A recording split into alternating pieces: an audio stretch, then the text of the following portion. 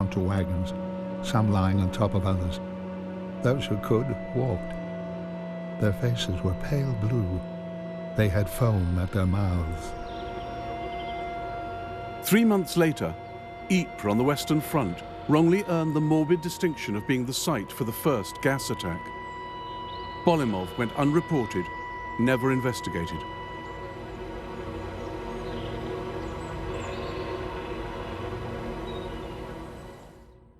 Meanwhile, Germany's main ally, Austria-Hungary, was fighting for survival.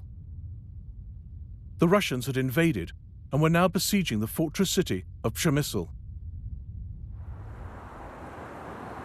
If it fell, so might Hungary herself.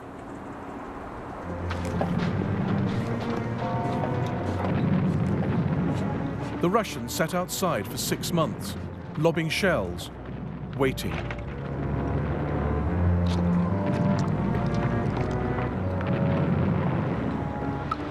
Inside, 300 Austro-Hungarians a day were dying of starvation. Przemysl was a microcosm of the Austro-Hungarian Empire itself, a crucible of ethnic frictions. Orders of the day had to be issued in 15 languages. Austrian patriots cheek by jowl with Russian sympathizers.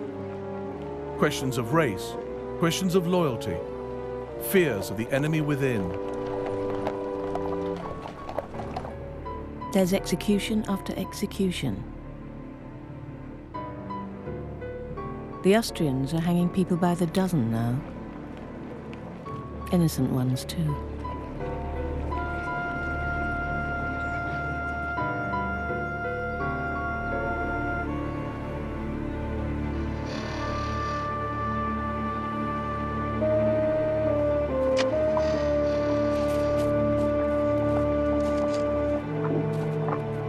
March 1915. Nikolai Myaskovsky was one of the Russians preparing for the final assault.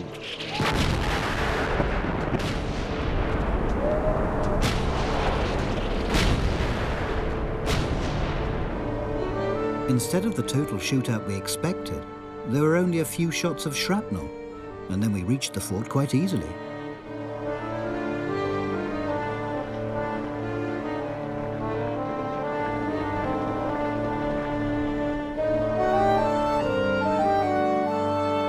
The Austro-Hungarian garrison had fallen apart. Przemysl surrendered to the Russians without a fight.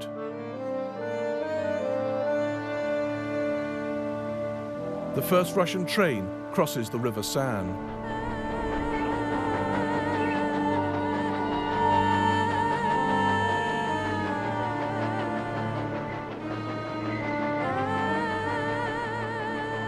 British observer Bernard Pears quickly realized how divided the Austro-Hungarians were.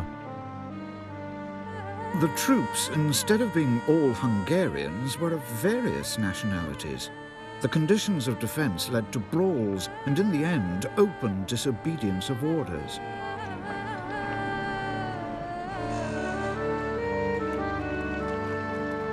Austro-Hungarian prisoners were paraded through Moscow.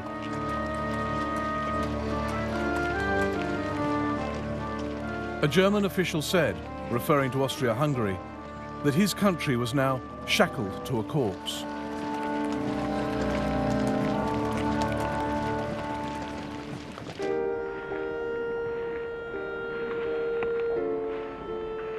Russians bury the German dead after yet another battle.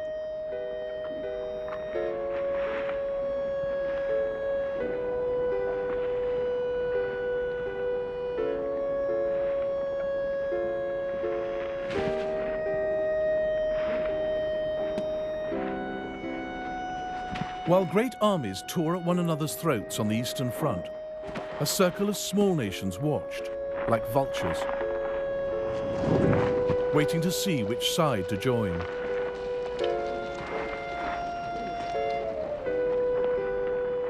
Forget liberal ideals and high principles. The question was, who would offer them the most, and who would win this war?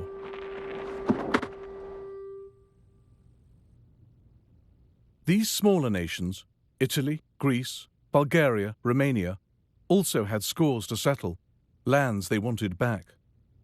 The price of any alliance would be high.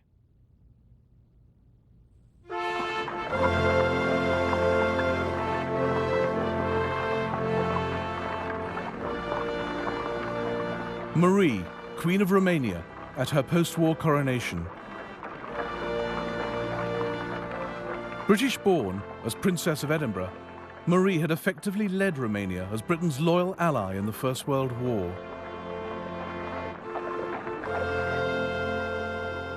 She kneels before her husband, King Ferdinand.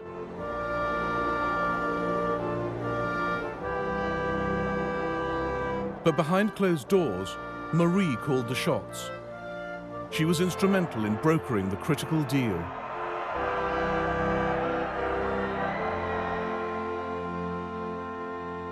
Marie had written to the Russian Tsar, Cousin Nicky, and to the British King, Cousin George, putting Romania's entry in the First World War out to tender. Being neutral, I get news from all sides. Each tries to persuade us that defeat for them is impossible. Promises and threats being dangled over our heads.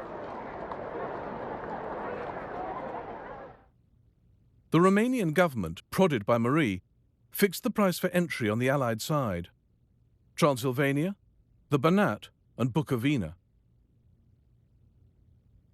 She added for George V's benefit, These geographical explanations must be Chinese to you, but the places can be found on a map. her Prussian-born husband Ferdinand rather fancied joining Germany, but by August 1916, the Allies agreed Romania's terms in full.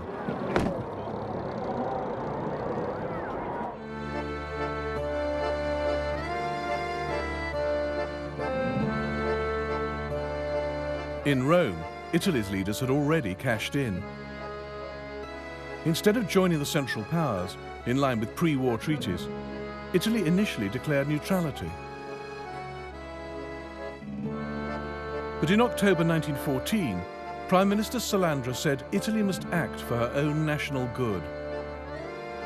He called this policy sacro egoismo, sacred self-interest.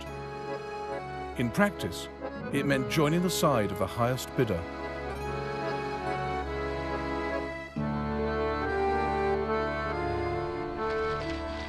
Few Italians wanted to fight.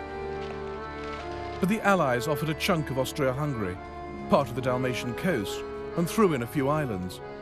So without consulting Parliament, Salandra accepted, landing his people with one of the harshest fronts in the entire war.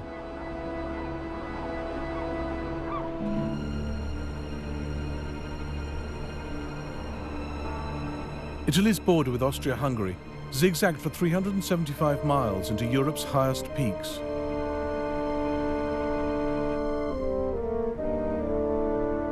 The Austro-Hungarians had the advantage, holding the high ground along the entire front.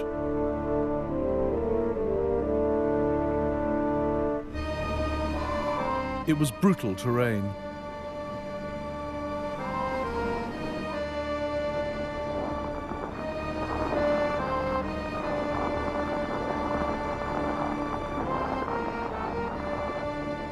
Italian Alpine troops inch up to the front line.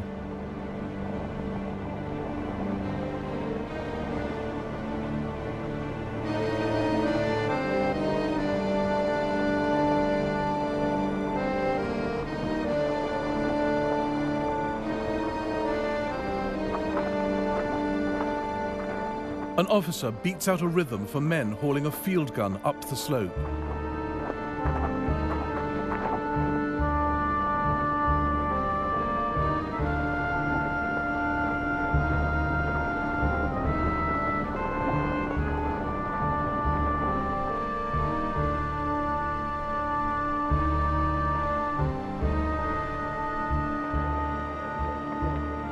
In May 1915, Italian troops seized the mountain village of Cortina d'Ampezzo.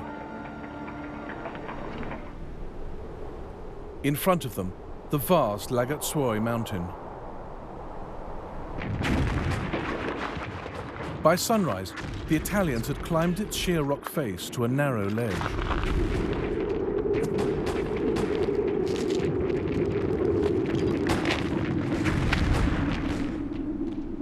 They were now fighting a vertical war.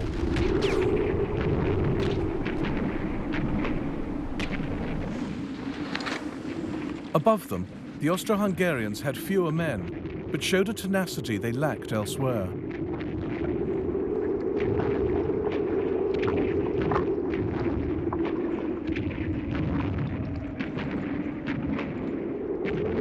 Austrian Colonel Victor Schemfel watched his men attack the Italians below. They threw several hand grenades on the ridge, which was about 100 meters below them. Judging by the screams of the wounded, and from the fact that the machine gun hasn't fired a single shot all day, we must have been successful. But the Italians clung on, 2 miles above sea level.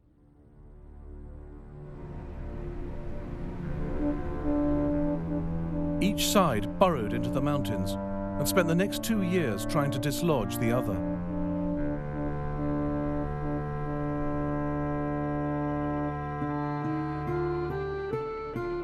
"15 men slept in this cave carved out of the rock.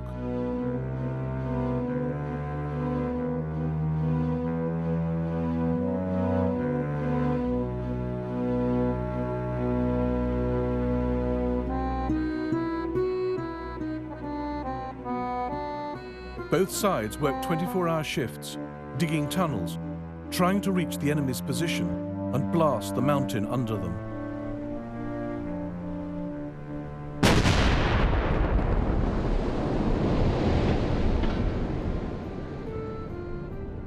Some went mad listening for the sound of enemy drills. My nerves are shot to pieces. I've got to calm down. I've now been in the front line 4 months, amid constant fear and torment.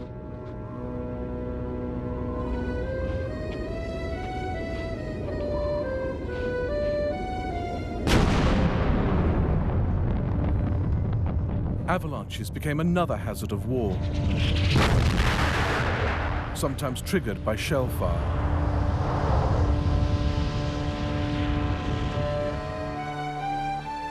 Austrian Eugenio Mich was caught in one that wiped out 9 barrack